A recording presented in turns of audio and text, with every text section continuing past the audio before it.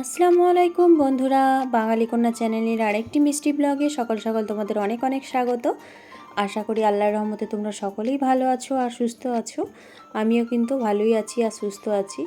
তবে ভালো বলবো না, কালকে থেকে খুব শরীরটা খারাপই ছিল। মানে কালকে সেই দুপুরের খাওয়া হয়েছিল, রাতের দিকে আর কিছু খেতে পারিনি। খুবই বমি হয়েছে, শরীর খারাপ। ওই যে তোমাদেরকে বলেছিলাম আমার সিস্টের কারণে আমি ভুগছি খুবই সমস্যার জন্য। ওর জন্য কিন্তু খাওয়া দাওয়া প্লাস তার সঙ্গে বমি হওয়া এটা কিন্তু হয়েই যাচ্ছে।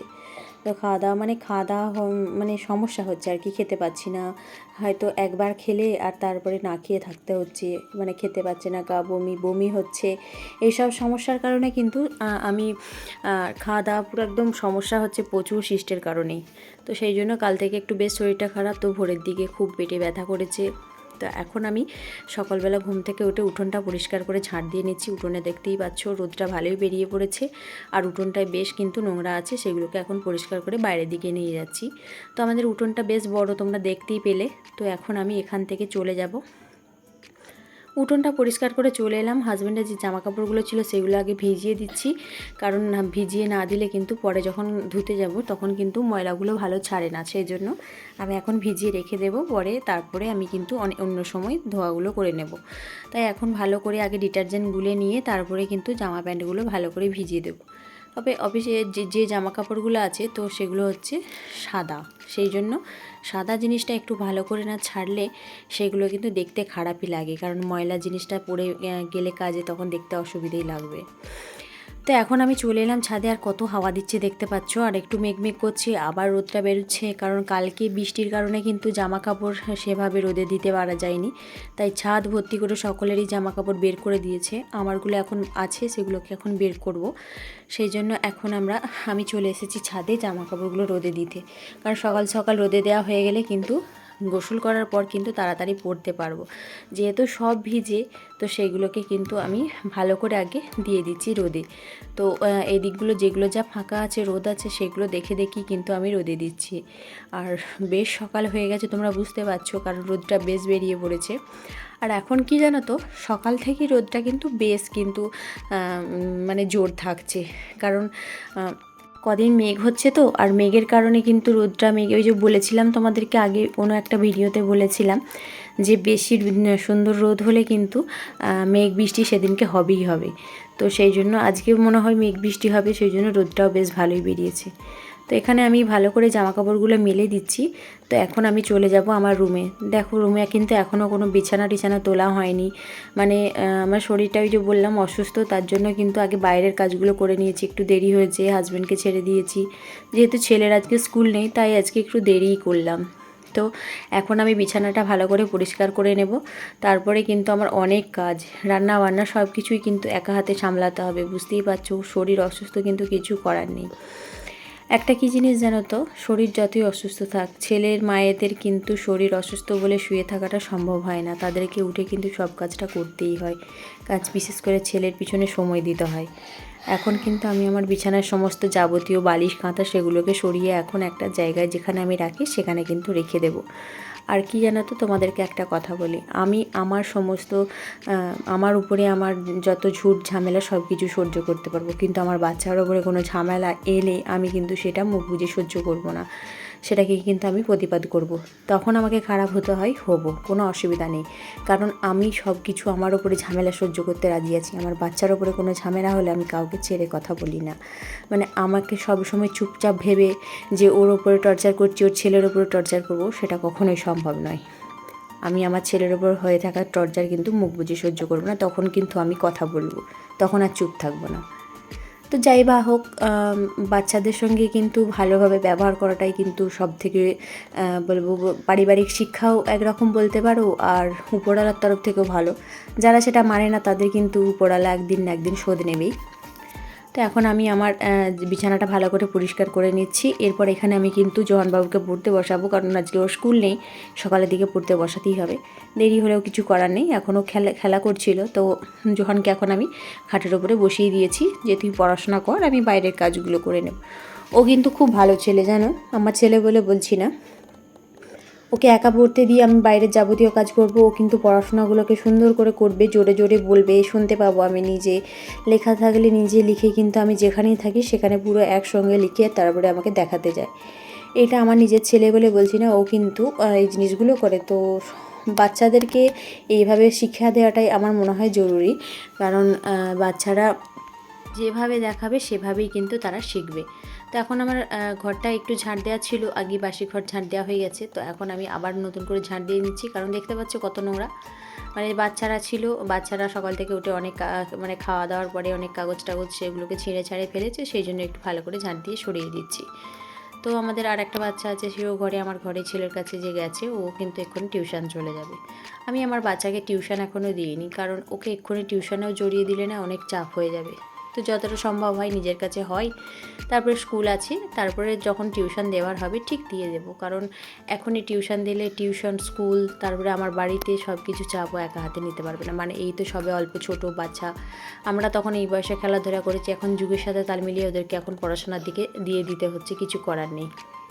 এখন চলে এলাম আমার রান্নাঘরে দেখতে পাচ্ছ অবস্থাটা কতটাই খারাপ। আমার মনে হয় যারা উনুনে রান্না করে আমার মতো, তারা কিন্তু এইভাবেই হয়তো অগোছালো থাকে রান্নাঘরটা, কারণ উনুনে রান্না হবার পর যত কাঠ থাকে সেগুলোকে গরম থাকে তো উনুনটা, সেই জন্য উনুনের ওপর রাখা হয়।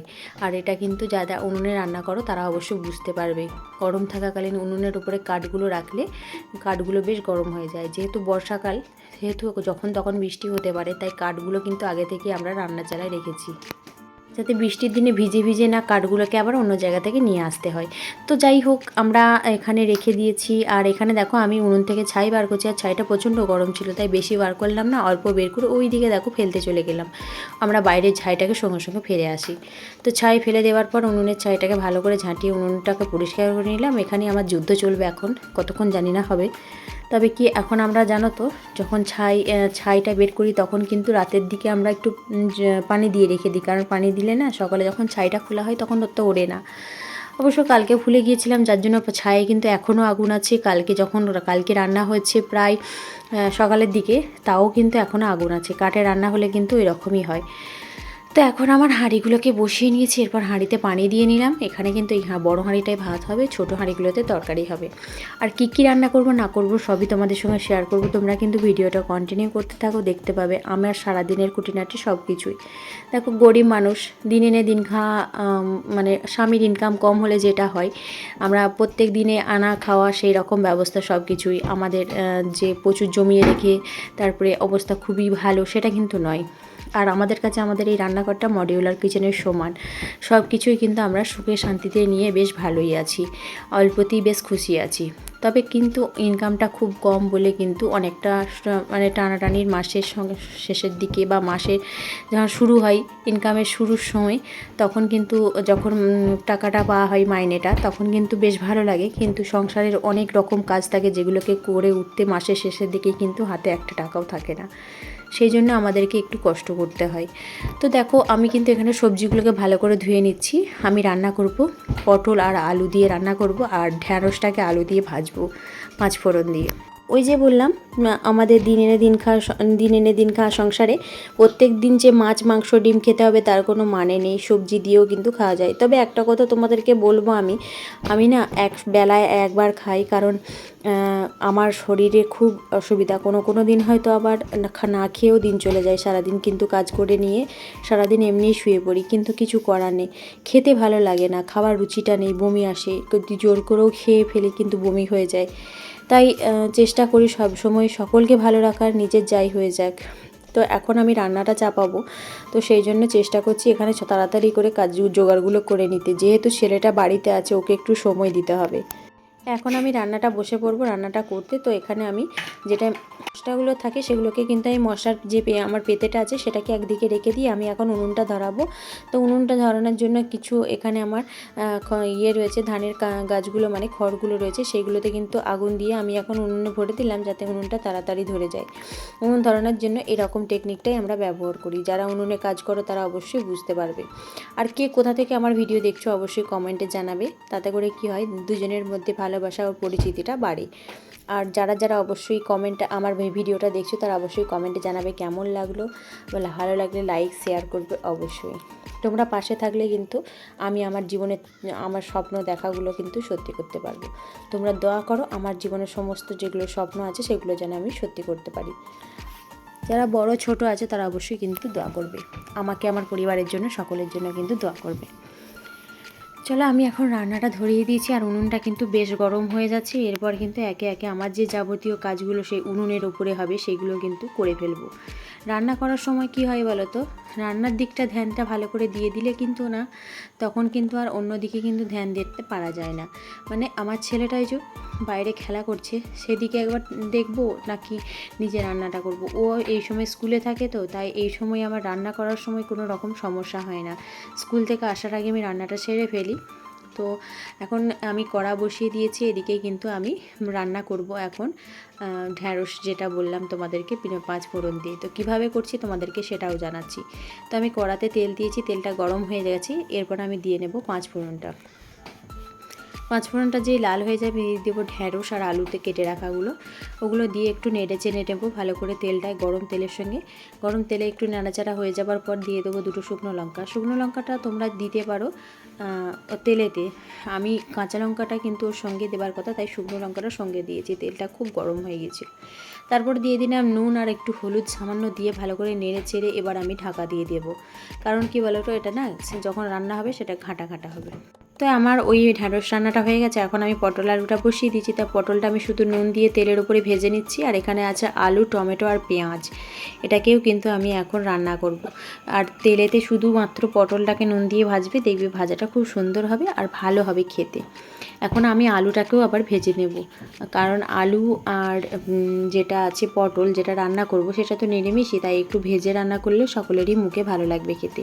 তো যখন এই ভেজে আলু পটল রান্না করবে তখন মাংস ভুলে কিন্তু এই রান্নাটাই খাবে। তো ভাত আমার যেহেতু ফুটে গেছে, আমি ভাতের ছেনিটা খুলে দিয়েছি, আর এদিকে আমি আলুটার উপর নুন দিয়ে নিলাম। এরপর আমি দিয়ে নেব হলুদ। আলুটাকেও যে ভাজবো সে ভাজাটা কিন্তু এমনই ভাজবো যেন কড়াইতেই আলুটা সিদ্ধ হয়ে যায়। তো সেই রকমই ভাজাটা করতে হবে, কারণ আবার নতুন করে হাঁড়িতে যখন মশলা দেওয়া হবে তখন কিন্তু আলুটা সিদ্ধ করবো বললে হবে না, ভাজাতেই যেন আলুটা সিদ্ধ হয়ে যায়। তো হলুদ দেবার পর আমি সামান্য একটু পানি দিয়ে এরপর আমি আলুটা ঢাকা দিয়ে দেবো। তাতে করে কি হবে বলো তো, আলুটা তাড়াতাড়ি সিদ্ধ হবে। তো এখন আমি ভালো করে একটু যাতে আগুনটা ভালো করে জ্বলে সেই জন্য ভালো করে একটু ঢুকিয়ে দিচ্ছি পাতাগুলো ভিতরে, যাতে ভালো করে আগুনটা জ্বলে ওঠে। আর এই পাতা দিয়ে রান্না করলে যারা অবশ্য বুঝতে পারবে, আমাদের বাগানেরই পাতা, যে যদি কেউ পাতা দিয়ে রান্না করে থাকো তারা অবশ্যই বুঝতে পারবে যে এই পাতাটা কত সুন্দর কাঠের মতো পুড়ে, কাঠের মতো কাজ হয় আর কি। তো এখানে আমি ভালো করে ধরিয়ে দেখতে তোমাদেরকে দেখাচ্ছি, সেটাও কোনো ব্যাপার নয়। এখন আমি ঢাকাটা দিয়ে দিচ্ছি, আর ওই যেটা আমার ঢ্যাঁড়সটা যেটা ভাজা হয়েছিল সেটাকে সরিয়ে দিলাম ঢাকা দিয়ে রেখে দেওয়ার জন্য। তো আমি এখানে সেমই ছিল সেটাকেও একটু গরম করে নিচ্ছি, আমার তরকারি রান্না হয়ে গেছে। তো সেমইটাকে ভালো করে ভেজে রাখছি, পরবর্তী যখন কাজ হবে তখন কাজে লাগবে। তো আজকে আমি এখানেই শেষ করলাম, নেক্সট ভিডিওটা আবার দেখা হচ্ছে। খোদা হাফেজ।